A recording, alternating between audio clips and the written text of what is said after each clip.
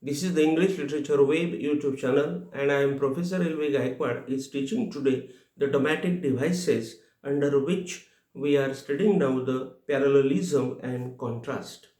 Parallelism is a literary device through which sentence elements are the same grammatically or their constructions are similar, that is parallel. It can be about a word, a phrase, or a complete sentence which is coming again and again. For example, King's famous sentence, I have a dream. Remember, a king's famous sentence is here for the example we have taken is I have a dream. So this is the particular parallelism idea, contrast idea in which we can understand the meaning very nicely, easily. I have a dream. It means that the king says that he has put in his mind a particular dream, and there are many dreams in his one dream because he will fulfill all his dreams, and he has decided that he will complete all the dreams and he will give the happiness to his subjects.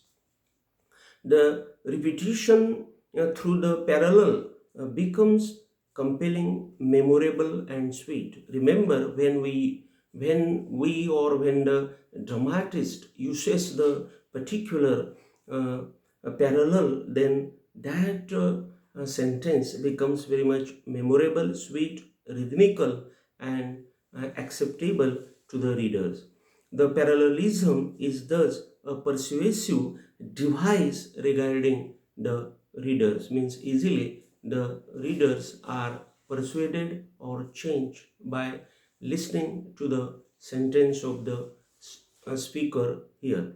Because of this repetition of the parallelism, the readers know the thoughts easily regarding the expectations of the characters who are communicating. So here the characters become very communicating, very easy to understand.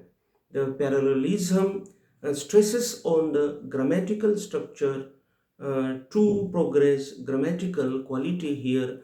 I will say here that the parallelism is used only to say the grammatical idea, and the knowledge of the writer and the readers is there, and the readers can learn a lot of things from the grammatical structures of the dramatist.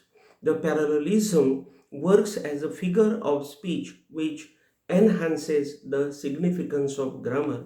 The parallelism creates a parallel position between opposite ideas, with the grammatical elements being the device for emphasizing contrast. We can give here the examples no pain, no gain. So remember here, these are the two opposite ideas, no pain, no gain. Pain and gain, these are the two opposite ideas, and these opposite ideas have been given here very nicely in the parallelism.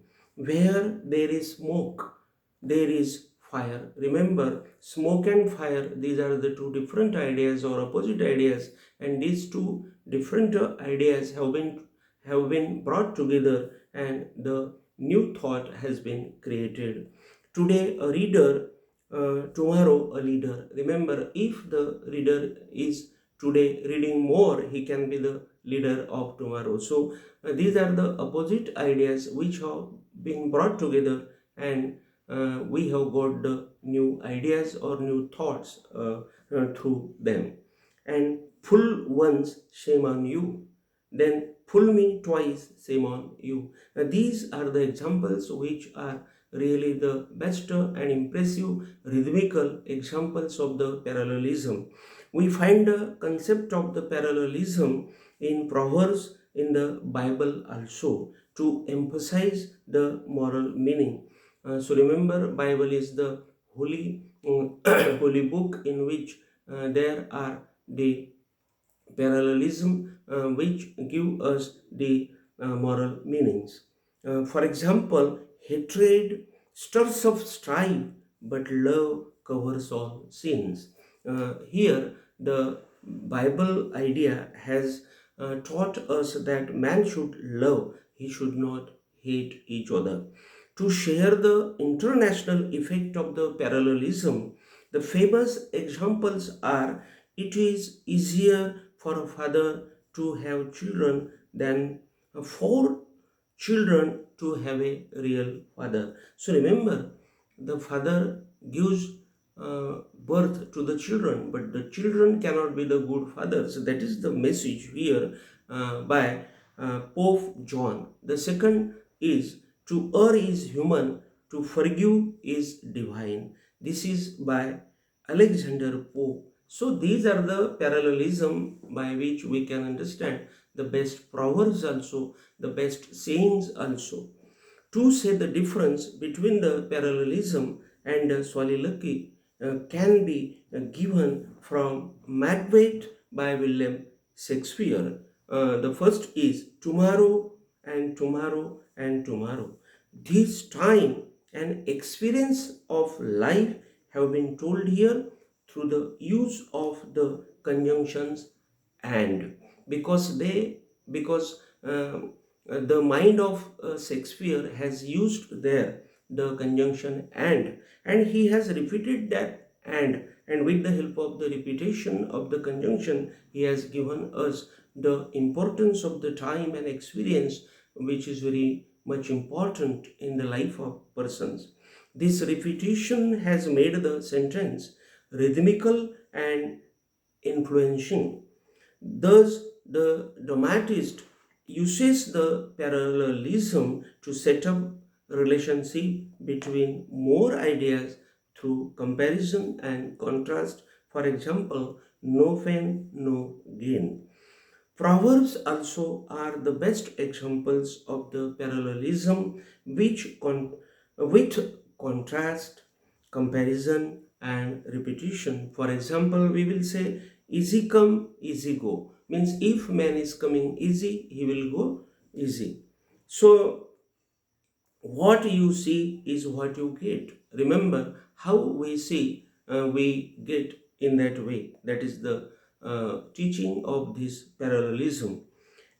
Antithesis is the form of parallelism in literature in which two opposite uh, ideas are put together in a parallel construction. For example, it was the best of times, it was the worst of time. So remember here in this sentence, there are the two opposite ideas, how it was the best of times and it was the worst of times. So these are the opposite ideas and through which the dramatist or the writer has given us the impressive meanings. So here today we have finished the dramatic devices called the parallelism. Again we will come together with a new topic. Till then, thank you very much.